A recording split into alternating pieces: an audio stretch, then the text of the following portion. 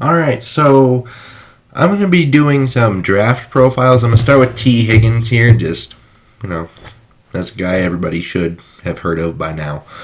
But yeah, he's 6'4", 216, and I'll just get right into it. So his route running, I think he's capable of doing what he needs to do, but he isn't anything special in terms of that. And he's a little stiffer in his lower half, which can cause him to struggle to work some of those tighter angles. And he struggles to get his stride at like full speed, at least quickly, because his burst is relatively average. And if there's any kind of real significant kind of break in his route, all of a sudden it doesn't really work out. And some smarter corners will actually end up, exploiting that, especially at the NFL level. So I think he's able to work some slider angles, and he does a great job to gain that initial leverage with, just to create throwing windows for his quarterback, but his build-up speed that allows him to maintain his downfield stacks and deep patterns, and he's capable of busting safety angles when it comes to just that deep speed on those 9 routes, and his collegiate usage kind of protected him, just because you don't see all of the routes and you don't really see too many things that he doesn't run well, just because of how well protected he was by his collegiate usage. But I think he would project heavy as a vertical weapon at the next level. His release, he has an understanding of the fundamentals, and it's actually a pretty great base to work with. And however, he does have some athletic barriers here, because he works a lot of jab steps and single move releases to gain those quick release kind of things, and mainly in the short passing game. Like if he's running a slant, he's going to jab step here, he's going to try to get the corner to come this way so he can go that way. And then in turn, that can later on work in his favor for some of those deeper routes, because if he tries to jab step to that same side where he goes outside, the corner might be expecting that slant that he ran earlier. So all of a sudden the corner is now more inside than he is outside, so he can just kind of go up the field. And so he has that understanding of things. That's not really the problem with him. And so he can really soften those downfield angles along with that build-up speed as well. So good initial footwork there. He has a really good base to work with, but he doesn't necessarily have that blow-by-you speed. You're not going to be seeing him run a 4.35 anytime soon. So, and he also doesn't really have a quality burst. So he's kind of forced to be a technician there at the line of scrimmage. And that can actually help defenders catch back up to him, though, if he doesn't have that great technique to begin with, because all of a sudden they can win from the trail. And he does take some false steps with his lead foot, hurting some timing and spacing kind of things. And he does actually activate his hands, which is kind of nice, but doesn't really bring a ton of strength to it. So that needs to kind of change, because at the contact point, there isn't enough strength there to make it like a viable option for him, even though it should be the thing he should be doing, and it ends up resulting in a lot of downfield stiff arm type of things. And I don't really think he utilizes his shoulder leans or his head fakes, that effectively, at least on a consistent level, because you do see it at times, but it isn't consistent. His physicality, he's a little bit of a weird guy, just in the sense that he's more physical when he's going up against a guy he can beat.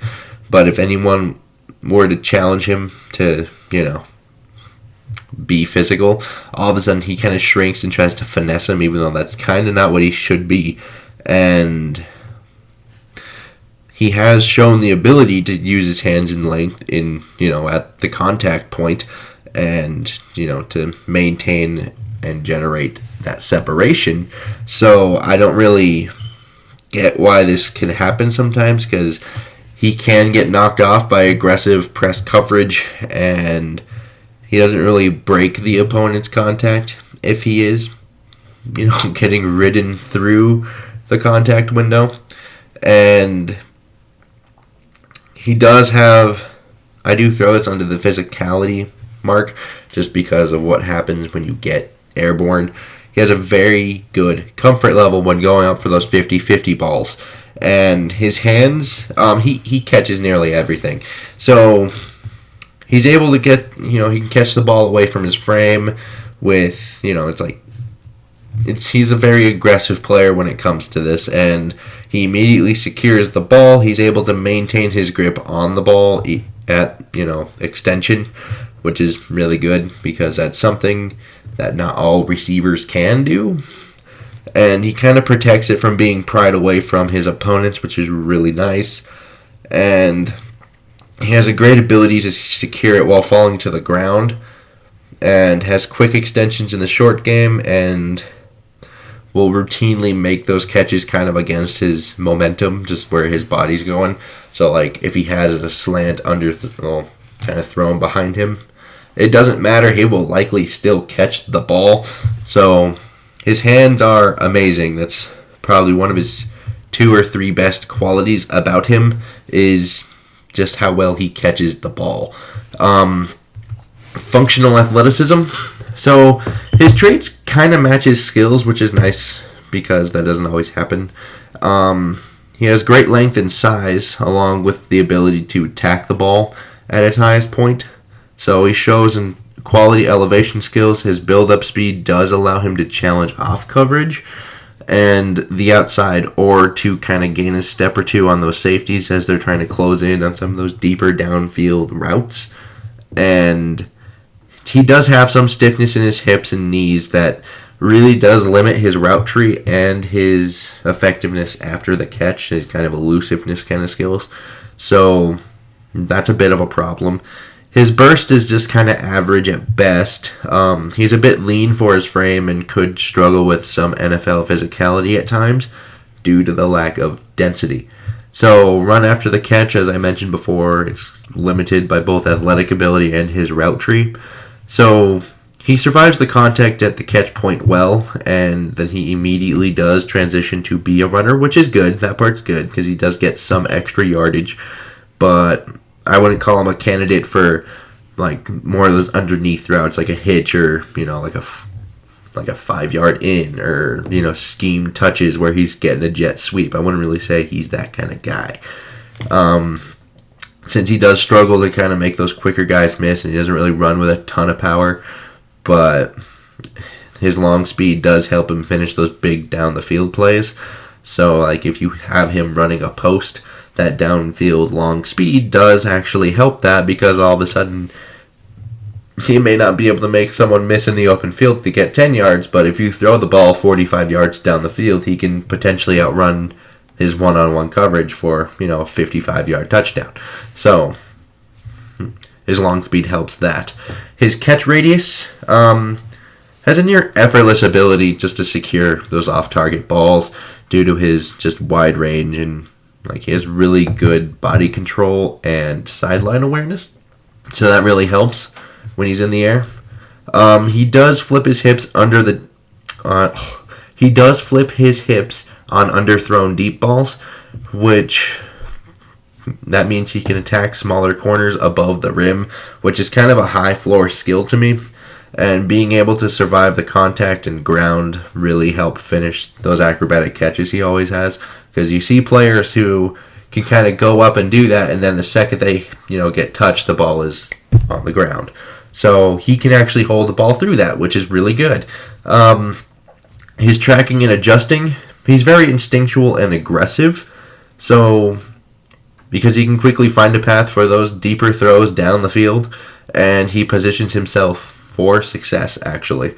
But it's kind of his ability to effectively time things when it comes to this, like his elevation, because we've seen other players in the past where they can't really time that elevation.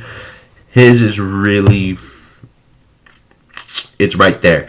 And he has really secure hands that really maximize that ball tracking ability, which is really good. And he has this effortless over-the-shoulder ability where it kind of just allows him to maintain his leverage against trailing defenders. And he has great hands when working the middle of the field, and a great, like, that body control shows up again in those tight spaces, and he can really win in those small zone windows that way.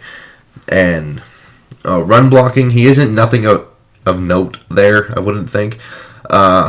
Mostly what happens with him is that kind of lack of density and some of that physicality stuff pops up again, where he's not really a great run blocker, and I don't think his ceiling as a run blocking receiver is really that high. He can kind of get pushed around a bit due to that, thinner frame for his size, and he has really good length. His size, you would think, should make him more physical than he is, but I think ultimately he's kind of a high floor wide receiver 2 kind of guy, where maybe you don't count on him to be everything, but he can be that vertical threat. And I would think he would either need to get more physical or get better with his hands at the line of scrimmage in order to be really successful at the NFL level. But I think, the NFL doesn't really want it to be that physical anymore anyway, and you can actually improve that hands at the line of scrimmage thing. So I think this is kind of a high floor guy, ultimately. I just don't think he's a wide receiver 1, but he can be a very high-end wide receiver 2 if you develop everything the right way. And I would like to know your guys' comments below on whether it's him.